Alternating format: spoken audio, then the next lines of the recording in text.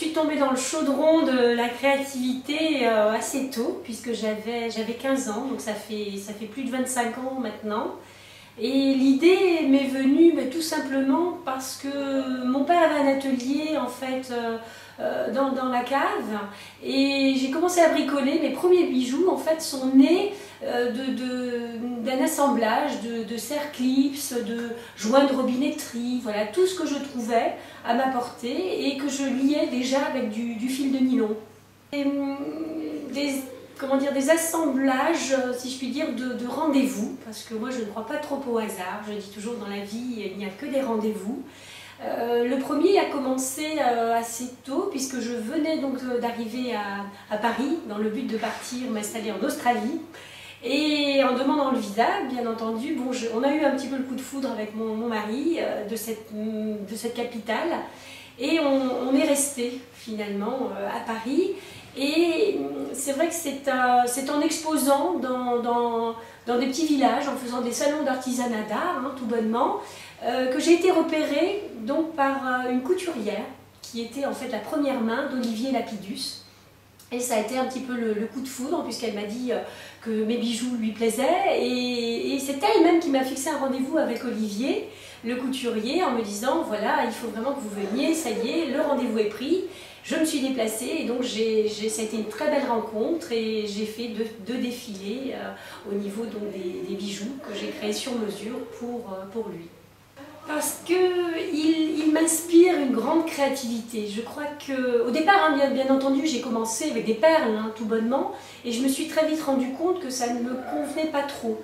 Les enfilages, les montages qui sont quand même relativement classiques. Je voulais sortir un petit peu du lot, et surtout de tout ce que l'on voyait déjà en bijouterie fantaisie. Parce qu'il y a énormément quand même de créateurs dans ce domaine-là, et je trouvais que assembler justement des matériaux un petit peu hétéroclites qu'on n'a pas l'habitude d'utiliser, de les marier avec des matériaux qu'on a l'habitude d'utiliser, des perles, du fil, de l'organza, ce mariage me paraissait vraiment judicieux, et je suis partie dans ce domaine, mais avec beaucoup de délectation, de plaisir, voilà, parce que c'est avant tout pour moi un plaisir de créer. D'une part, c'est complètement mon domaine, le recyclage, le détournement de matière. Secondo, en plus, des robes, donc forcément, puisque c'est mon concept, mon fer de lance depuis déjà 2 ans. J'en ai réalisé déjà 8 sur les 12 que je veux faire. Et puis le fait que ce soit voilà, des étudiantes, de jeunes filles qui a priori c'est absolument pas leur spécialité, puisqu'elles sont plus dans le relooking, je trouvais que c'était voilà, un challenge intéressant pour moi. L'approche a été assez délicate, parce que c'est quand même une entrée en matière qui n'est pas évidente pour les personnes qui ne sont pas dans cet état d'esprit depuis longtemps. Je me suis très vite rendu compte, la première fois quand je suis venue à l'école, me présenter la façon dont j'allais travailler, procéder pour élaborer ces robes.